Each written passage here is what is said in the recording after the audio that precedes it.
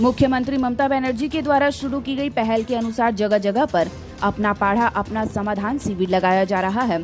सोमवार को रानीगंज विधानसभा क्षेत्र के 35 नंबर वार्ड में बूथ नंबर 100 और 101 को लेकर अपना पाढ़ा अपना समाधान कैंप लगाया गया, जिसमें तमाम लोग अपने अपने इलाके की समस्या लेकर पहुंचे। इस दौरान रानीगंज टाउन के टीएमसी अध्यक्ष रुपेश यादव मुख्य रूप से उपस्थित थे। उन्होंने बताया कि मुख्यमंत्री ममता बनर्जी के द्वारा इस परियोजना की शुरुआत की गई है ताकि लोग यहां पर आए और अपनी समस्या के साथ साथ अपने मोहल्ले की समस्या को बताएं ताकि उसका समाधान किया जा सके। उन्होंने कहा कि जिस दिन से यह परियोजना शुरू की गई है उस दिन से ही भारी संख्या में लोग अपने बूथ के अनुसार शिविर में आ रहे हैं और अपने समस्या का समाधान।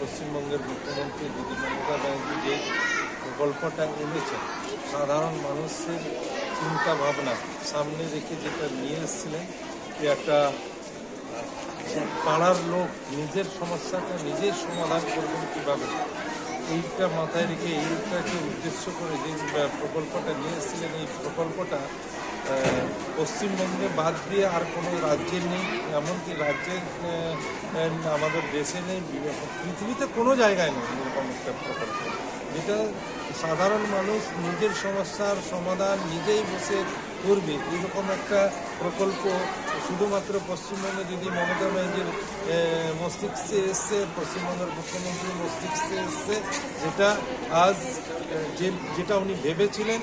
আজ আমরা কয়েকটা ক্যাম্প দেখার পর এটা সম্পূর্ণভাবে আমরা সন্তুষ্ট হয়েছে। দিদির চিন্তা ভাবনাটা আজ সাকসেস হয়েছে, সাকসেসের দিকে এগিয়ে গেছে।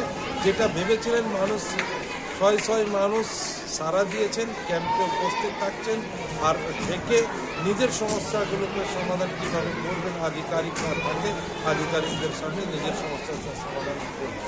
এটাই পশ্চিমবঙ্গের বাসী হিসাবে আমাদের গর্বের বিষয় যে আমরা এমন একটা মুখ্যমন্ত্রী পেয়েছি দিদি মমতা ব্যানার্জি।